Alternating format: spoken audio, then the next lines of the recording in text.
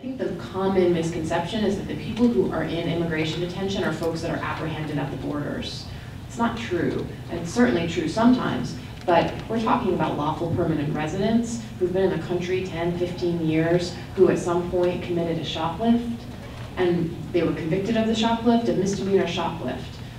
This lands you in detention, and it usually gets you deported. And just to give you a little bit of an idea of what lands you in detention means, the 1996 laws that Rinko mentioned actually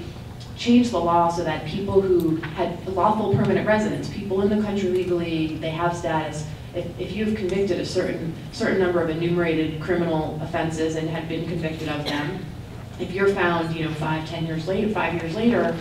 in the country after you served that sentence, not only are you subject to deportation, but you're subject to mandatory detention. That means that you don't have a right to a bond hearing, you don't have a right to a government-appointed lawyer, you are thrown into an immigration detention facility, and you have absolutely no rights to challenge that detention. And this is happening over and over and over again. And one of the things that we're so concerned about with comprehensive immigration reform is that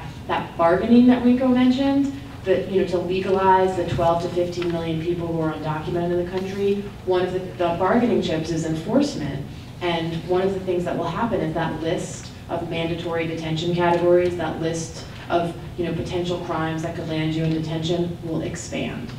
And the folks on the right are so hot and heavy to do it, and we're constantly trying to educate lawmakers and the public about why this is a problem, but it's really difficult to talk about why the person who's in this country lawfully, who was convicted of a shoplift,